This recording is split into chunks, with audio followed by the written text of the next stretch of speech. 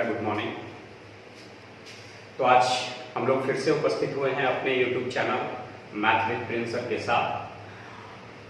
अभी तक आप लोग यदि चैनल को सब्सक्राइब नहीं किए हैं तो चैनल को सब्सक्राइब करें और बेल आइकन में ऑल को सिलेक्ट करेंगे। ठीक है, वहाँ पर 3 ऑप्शन आएगा, ऑल को सिलेक्ट करेंगे क्योंकि बहुत सारे विद्यार्थी का कहना है कि सर नोटिफिकेशन नहीं मिलता है। तो नोटिफिकेशन के लिए बेल आइकन को ऑल करना होगा। ठीक है, एक आता है पर्सनलाइज आता है और एक नन आता है और तीसरा नंबर ऑल आता है। तो ऑल कर लेंगे। ऑल का मतलब हो गया कि जितने प्रकार के आपको क्लास चलेगा उसका नोटिफिकेशन आपके पास पहुंचता रहेगा। ठीक है, तो आज हम लोग फिर से उपस्थित हुए हैं रेलवे प्रीवियस क्वेश्चन पार्ट 15 के लिए।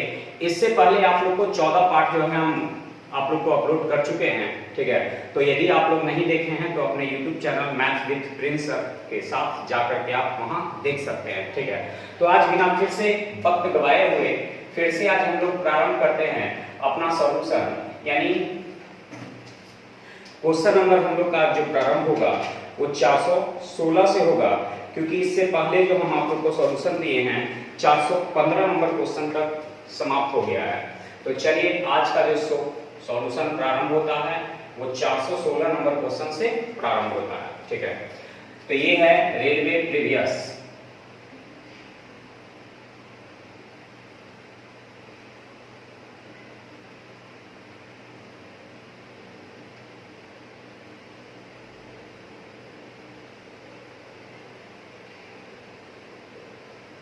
Railway previous question. ठीक है, तो चलिए क्वेश्चन नंबर 416 का रहा है x, y, z एक काम को 18 दिन में कर सकता है। यदि x, y और z तीनों मिलकर के करें तो इस काम को कितना दिन में कर सकता है? तो 18 दिन में। x अकेला उसी काम को 36 दिन में, x अकेला उसे 36 दिन में और y अकेला उसे 60 दिन में कर सकता है। ठीक है, तो z अकेला उसी काम को कितने दिन में करेगा? सबसे पहले तो ये समय दिया हुआ है यानी टाइम दिया हुआ है, और समय का उल्टा जो होता है वो कार्य होता है यानी स्पीड। 18, 36, 60 का एलसीएम लेंगे तो 180 आ जाएगा। 18 दाहम 180, 36 पचे 180, 60 तिया 180। इसका मतलब x जो है 5 काम करता है, y जो है 3 काम करता है, तो z जो है बचा हुआ 2 काम करता है, क्योंकि तीनों मिलकर के होना चाहिए कितना? 10। अब पूरा काम के लिए दोनों को गुना किया जाता है, पूरे काम को के लिए दोनों को गुना। तो 18 दाहम 180 या 36 पचे 180 या 60 तिया 180।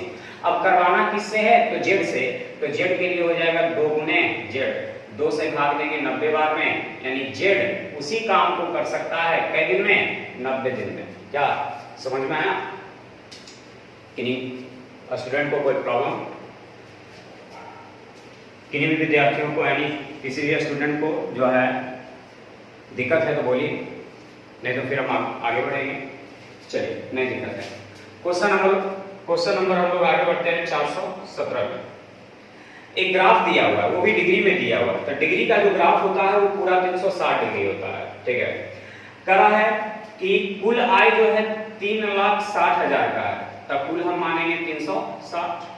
कुल की तुलना कुल से पूछ रहा है हमसे उसके दूसरे सप्ताह की आय ज्ञात करें। ठीक है, तो फर्स्ट वीक का 90 डिग्री है, सेकंड वीक का 120 डिग्री है। ये 360 से भाग दे देंगे तो 1000 बार में, यानी 120 पर 3 गो 0 और, यानी आंसर हो जाएगा 1,20,000, यानी आपके ऑप्शन नंबर 2 में मिलेगा। ठीक है, आंसर मिलाते चले जाएंगे।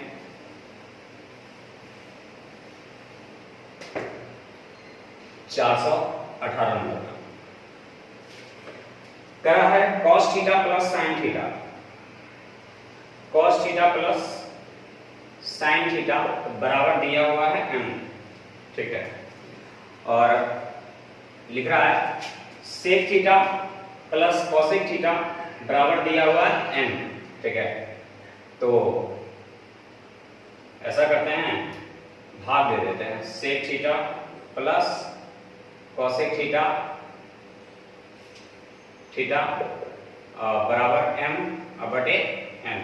ठीक है, m बटे n। cosec theta plus sin theta का मान m दिया हुआ है, तो sec theta plus cosec theta का मान क्या होगा? ये हमसे पूछ रहा है। चलिए देखते हैं।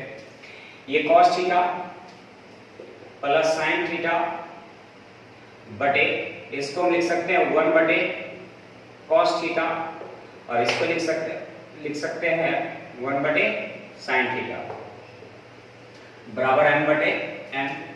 ठीक है, भाग दे दिए cos theta plus sin theta में sec theta plus cosec theta से भाग दे दिए तो m बटा n आ जाएगा, और यही आपको निकालना भी है। ठीक है, यही आपको निकालना भी है। चलिए आगे चलते हैं। ये cos theta plus sin theta बटे, ये sin थीटा यहां आ जाएगा और ये cos थीटा यहां आ जाएगा, और बटा में बच जाएगा sin theta into cos theta बराबर m बटा n। तो देखिए तो ये दोनों कट जाएगा और ये वाला कहां जाएगा, ऊपर जाएगा, तो हो जाएगा sin theta into cos theta बराबर m बटा n। अब ये देखना है कि आंसर किस रूप में दिया है। ठीक है, तो आंसर इसी रूप में दिया ही है, ये आपका आंसर तैयार हो गया। ठीक है, तो क्या किए कि m बटा n कहा था तो एक में दूसरे से भाग दे दिए। भाग देने के बाद एक cosec को लिख सकते हैं 1 बाई cos, cosec को लिख सकते हैं 1 बाई sin, ये sin यहाँ चला जाएगा और ये cos यहाँ चला जाएगा, तो ये cos प्लस sin और ये हो जाएगा sin और ये cos, तो ये हो गया, और बटे हो जाएगा sin इंटू cos, तो ये दोनों कट गया तो ये ऊपर चला जाएगा, तो m बटे n का मान इतना हो गया। किन्हीं को कोई प्रॉब्लम, किन्हीं विद्यार्थियों को कोई प्रॉब्लम है तो बोलिएगा, फिर से बताएंगे, नहीं तो हम आगे बढ़ते हैं। चलिए, किन्हीं को प्रॉब्लम नहीं।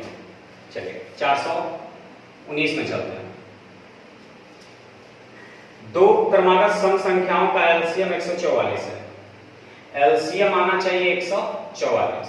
ठीक है, क्रमागत का मतलब लगातार होता है। ठीक है, तो बाई ऑप्शन ले लेंगे। ठीक है, by option, option number 1 16 18, option number 2 14 और 16, ऑप्शन नंबर 3 18 और 20, ऑप्शन नंबर 4 22 और 24। तो यहाँ जो है 16 और 18 का जो एलसीएम निकालिएगा तो इसका एलसीएम जो हो जाएगा 144 हो जाएगा, बाकी किसी का एलसीएम 144 होने वाला नहीं है, यानी आंसर हो गया 16 और 18। 420 नंबर में 25 कुर्सी का क्रय मूल्य 20 कुर्सी के विक्रय मूल्य के बराबर है। 25 कुर्सी यानी चेयर का क्रय मूल्य 20 कुर्सी के विक्रय मूल्य यानी सेलिंग प्राइस के बराबर है।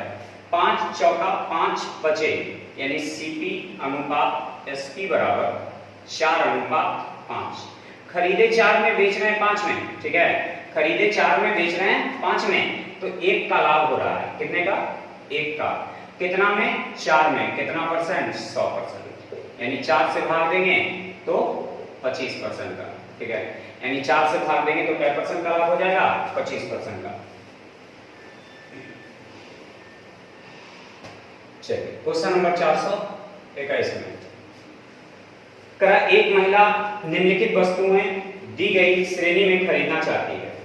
टमाटर 40 रुपए और 45 रुपए प्रति किलो के बीच में, अंगूर 80 रुपए और 90 रुपए प्रति किलो के बीच में, दूध के पैकेट प्रति लीटर 23 रुपए में।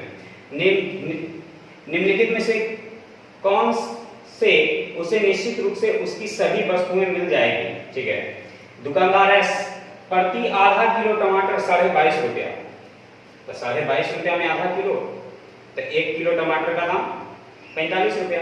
जबकि प्रश्न कर रहा है 40 और 45 के क्या होना चाहिए? बीच में। 45 और 40 के बीच में होना चाहिए, तो 45 रुपया हो जाता है, बीच में नहीं आता है, यानी गलत है। ऑप्शन नंबर 2 एच, दुकानदार एच अंगूर 21 रुपए चौथाई किलो, यानी 21 रुपया में 1/4 का मतलब पाव, यानी 250 ग्राम। तो 21 रुपया में 250 ग्राम, तो पूरा जो है 84 रुपया में। तो देखते हैं 80 और 90 के बीच में अंगूर आ ही रहा है, ये सही है। आगे देखते हैं अभी, और उसी में यानी ऑप्शन नंबर 2 में और आगे है 12.5 रुपया में आधा लीटर दूध, तो आधा लीटर दाम दूध का दाम 12.5, तो पूरे लीटर का दाम 25, जबकि यहाँ दिया हुआ ऊपर में कितना? 23, यानी ये गलत है। ऑप्शन नंबर 2 भी गलत हो गया।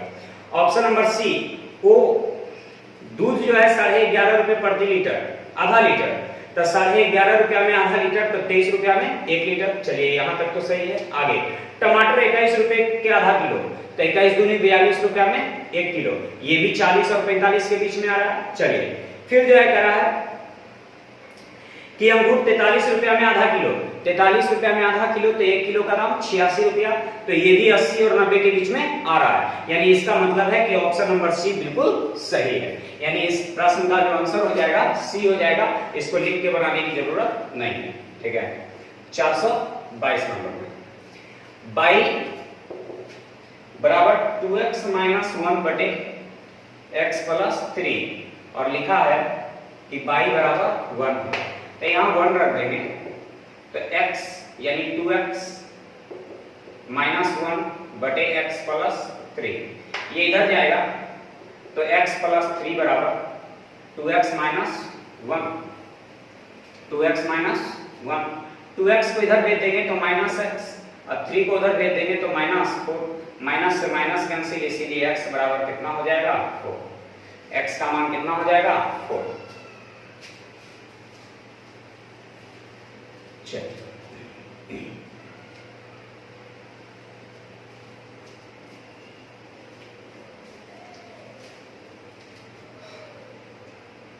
क्वेश्चन नंबर 423 बहुत ही सरल चीज है, यहीं पर बना देते हैं। x एक सम संख्या है, ठीक है, x एक सम संख्या, तो अगली विषम संख्या क्या होगी? तो सम संख्या के बाद जो आता है वो विषम संख्या आता है। तो सम संख्या यदि x है तो विषम संख्या जो हो जाएगा वो x प्लस 1, क्योंकि किसी भी सम संख्या में यदि एक जोड़ दिया जाए तो विषम संख्या बन जाता है, यानी आंसर हो जाएगा x प्लस 1। ठीक है, किसी भी सम संख्या में यदि एक जोड़ दिया जाए तो बन जाएगा कौन सी संख्या? विषम संख्या। क्लियर है ना सबका? किन्हीं विद्यार्थियों को यानी किसी भी स्टूडेंट को जो है प्रॉब्लम है तो बोलेंगे, है ना। 424 नंबर में ए पर पावर x प्लस y बराबर ए पर पावर 6, 22 से x 2 अधिक है, 22 से x 2 अधिक है, यानी x माइनस y बराबर 2। तो कह रहा है x का मान क्या होगा? आधार समान तो पावर भी समान, यानी x प्लस y बराबर 6। तो ये 2 का योग और ये 2 का अंतर, 2 का योग और 2 का अंतर दिया रहे तो बड़ा निकालने के लिए जोड़ के दूसरे भाग, तो 6 और 2 8, 8 को दूसरे भाग देंगे 4। ठीक है, 6 और 2 8, 8 को दूसरे भाग देंगे 4। बाई निकालने के लिए घटा के दूसरे भाग, 6 में से 2 गया 2, 2 को दूसरे भाग देंगे, 6 में से 4 2 गया 4, 4 को दूसरे भाग देंगे तो 2। अब 2 का योग और 2 का अंतर दिया रहे तो x निकालना है तो जोड़ के दूसरे भाग, तो 6 और 2 8, 8 को दूसरे भाग देंगे 4। बाई निकालना है तो घटा के दूसरे भाग, तो 6 में से 2 गया 4, 4 को दूसरे भाग देंगे 2। लेकिन हमें इससे मतलब नहीं है, हमसे सिर्फ x का मान पूछ रहा है, तो x का मान हो गया कितना? 4। x का जो मान हो गया वो हो गया आपका कितना? 4 हो गया।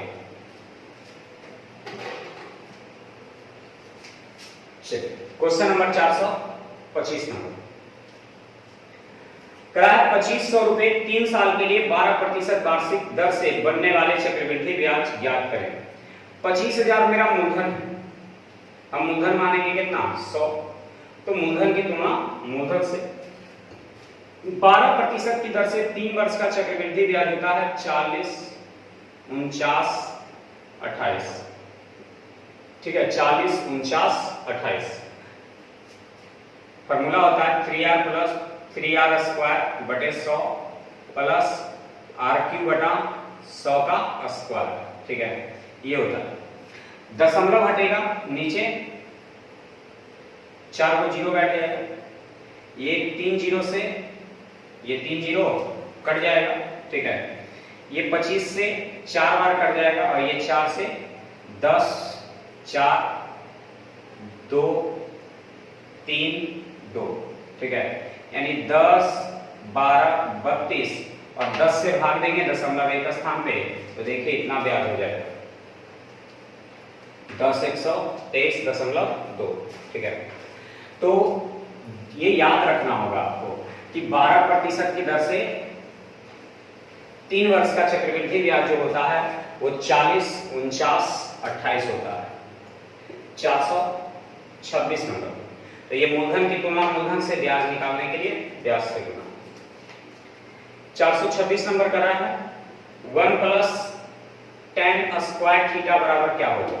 तो 1 प्लस tan स्क्वायर थीटा बराबर क्या होता है? sec स्क्वायर थीटा, यानी आंसर हो गया 427, यानी 426 का answer sec square theta.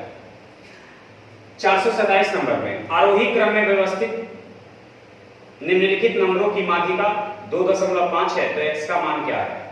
0 0 1 1 2 2 x 3 3 4 5 7 1 2 3 4 5 6 7 8 9 10 11 12, ठीक है।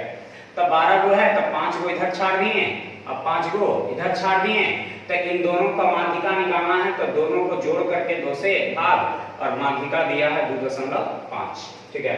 माध्यिका जो दिया है 2.5। अब करा है कि 2 इधर जाएगा, तो 2 प्लस x बराबर हो जाएगा 5, ठीक है। तो ये 2 जाके घटा देंगे तो x बराबर 3, यानी आपका आंसर हो गया x बराबर 3, यानी यहाँ पर क्या रखने पर? 3 रखने पर। 428 नंबर 22 9301 में 9 के स्थानीय मान तथा अंकित मान का अंतर क्या है? 9 का स्थानीय मान, तो 9 पर 3 0, 9 का स्थानीय मान तो 1 2 3 3 0, अंकीय मान यानी 9 खुद, ठीक है। तो घटा देंगे तो 89 991, यानी 8 89 91 है ना, 89 91, ठीक है। 89 91 स्थानीय मान का मतलब 9 पर 3 0, और अंकीय मान का मतलब 9 खुद होता है।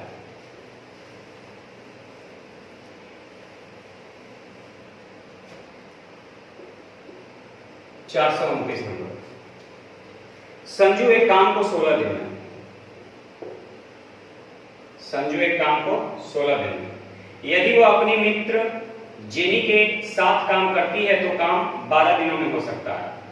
यदि वह अपने मित्र जेनी के साथ काम करती है, यानी संजू प्लस जेनी दोनों काम करती है, तो वह काम 12 दिन में समाप्त हो जाता है। ये समय हो गया समय का उल्टा कार्य, एलसीएम 48 16 48 12 चौक 48, टोटल काम 48 है। इसी काम को करवाना है। संजू 3 काम तो जेनी 1 काम, ठीक है। संजू 3 काम तो जेनी 1 काम, टोटल हो गया 3 1 4। अब करा है कि हमें करवाना किससे है? तो अकेले जेनी से, तो जेनी के लिए तो कितना से? 1 से, तो 1 गुने x, यानी हल करके आ जाएगा x का मान 48।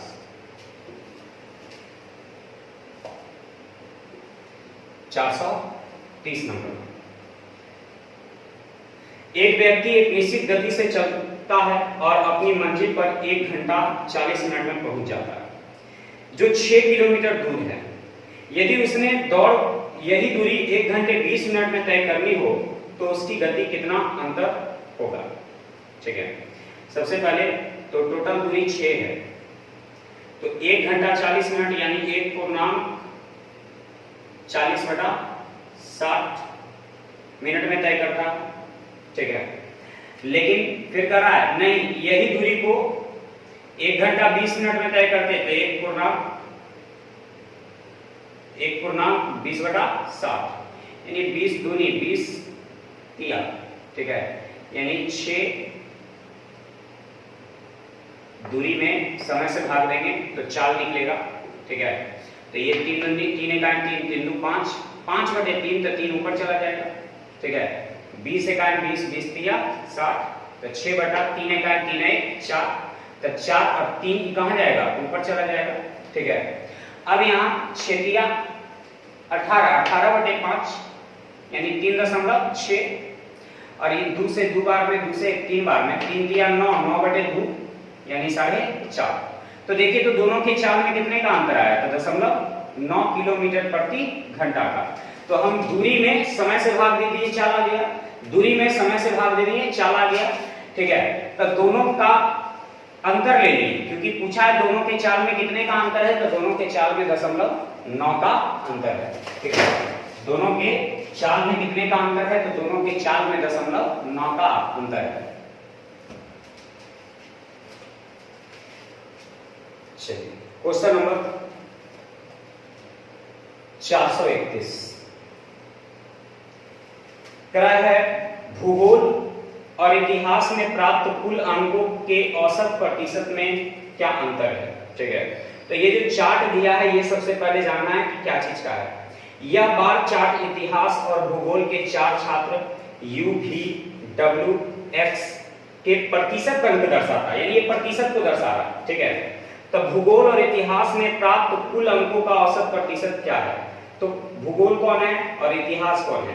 हिस्ट्री, इतिहास, ज्योग्राफी यानी भूगोल। तो भूगोल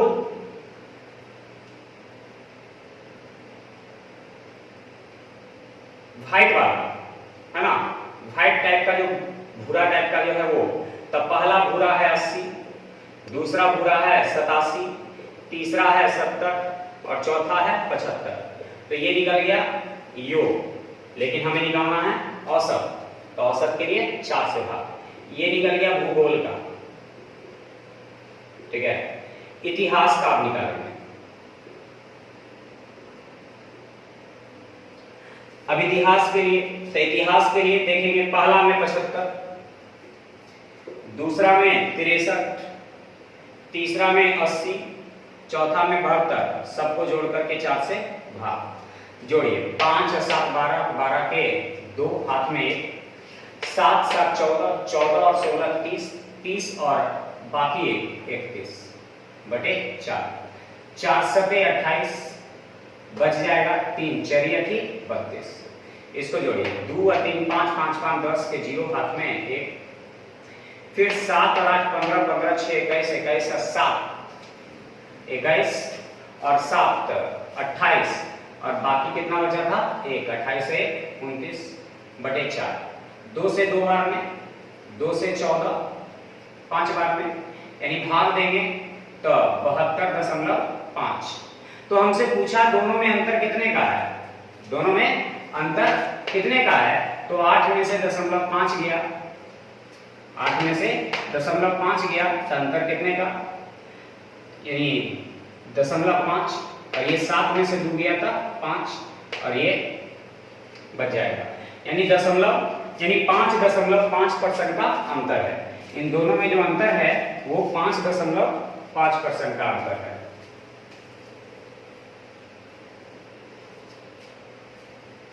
दूसरा तरीका एक और देखिए, जैसे 80 और पहला ग्राफ में यू वाले में 80 और 75 में कितने का अंतर, 5 का अंतर। ठीक है, 5 का अंतर। ठीक है, लेकिन ये बड़ा किसका हुआ, ये भूगोल वाले का हुआ। ठीक है, तो भूगोल वाले को हम पहले रख रहे हैं। ठीक है, यदि भूगोल वाला आया तो प्लस में रखेंगे, और यदि इतिहास वाला आया तो माइनस में। अब भूगोल वाला दूसरा में भी में 87 में से 63 गया तो कितना बचेगा, तो 7 और 17 24, यानी 24 का अंतर है, प्लस में रखेंगे, भूगोल का है। ठीक है, फिर 80 और 70 में कितने का अंतर है, 10 का, तो 10 रख दिए। ठीक है, लेकिन ये इस बार जो है भूगोल का ग्राफ छोटा है, तो भूगोल का ग्राफ छोटा है तो माइनस में रख देंगे। ठीक है, फिर 72 और 75 में अंतर कितने का, तो 3 का, लेकिन भूगोल बड़ा है तो बड़ा में रहने देंगे, यानी भूगोल। लेकिन ये भूगोल का ग्राफ जो था छोटा था इसलिए माइनस में, भूगोल का ग्राफ बड़ा है तो प्लस में। अब इन सबको जोड़ करके 4 से भाग, 24 और 5 29, 29 और 3 32, 32 में से 10 गया 22, अब 22 को 4 से भाग देंगे तो 2 से 2 बार में, 2 से 11 बार में, यानी 5.5% डायरेक्ट जो है आपका अंतर आ गया। ये इतना से ही काम आपका चल सकता है। ठीक है, लेकिन दोनों ग्राफ का अंतर लेते चले आएंगे। जैसे यू वाला दोनों ग्राफ का अंतर 5 है। ठीक है, 5 का है। ठीक है, तो बड़ा वाला के लिए प्लस रख दिए। ठीक है, बाद वाला बड़ा है इसलिए प्लस रख दिए। भी में दोनों ग्राफ का अंतर 24 का है, लेकिन बाद वाला जो ग्राफ है वो बड़ा है इसलिए प्लस में रख दिए। ठीक है, डब्ल्यू का ग्राफ दोनों में अंतर 10 का है, लेकिन बाद वाला ग्राफ छोटा है इसलिए माइनस में रख दिए। एक्स में दोनों में अंतर 3 का है, 3 रख दिए, लेकिन बाद वाला ग्राफ बड़ा है इसलिए प्लस में रख दिए। और औसत निकालने के लिए 4 को है तो 4 से भाग, क्योंकि औसत बराबर हम लोग जानते हैं योगफल बटे क्या होता है, संख्या। 432 नंबर, सभी छात्रों द्वारा इतिहास में प्राप्त प्रतिशत अंकों का औसत क्या होगा? इतिहास में प्राप्त। तो इतिहास का मतलब ब्लैक वाला, ठीक है। तो देखिए ना, अभी तो निकाले हैं इतिहास का औसत कितना होगा, तो इतिहास का औसत जो होगा 72.5% होगा, ठीक है। दोनों विषयों में सबसे अधिक संयुक्त प्रतिशत अंक किसके हैं, ठीक है। दोनों मिलाकर के, संयुक्त का मतलब साथ होता है, ठीक है। तो सबसे ज्यादा जो प्रतिशत है वो किसका है, तो सबसे ज्यादा ग्राफ जो जोड़िएगा ना, जोड़िए 75 प्लस 80, 433 में 75 प्लस 80 तो 8 7 15 155, ये u का हो गया। v का जोड़िए तो 7 3 10 8 6 14 1 15 150 हो गया। w वाला दोनों ग्राफ को जोड़िए तो 150 हो गया, ठीक है। x वाला दोनों ग्राफ को जोड़िए तो 5 2 7 7 7 14, यानी सबसे ज्यादा तो किसका है, u वाला है, यानी आंसर दे देंगे किसका, u।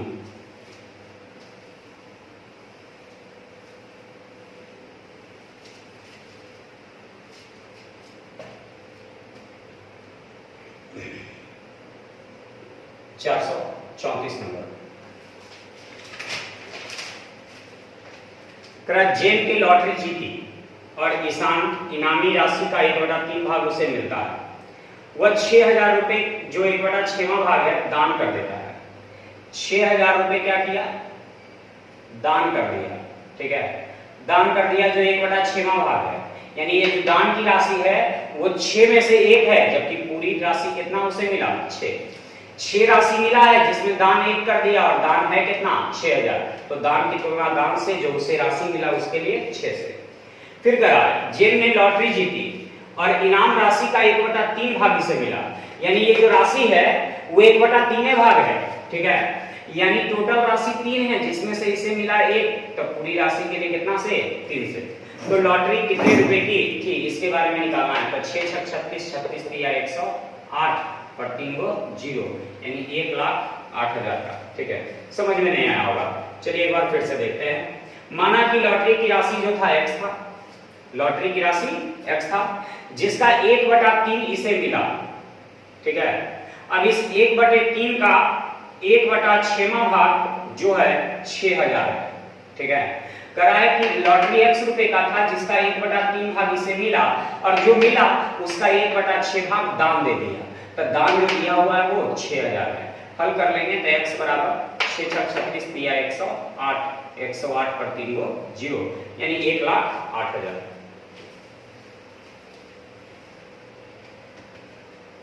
चार सौ 35 नंबर।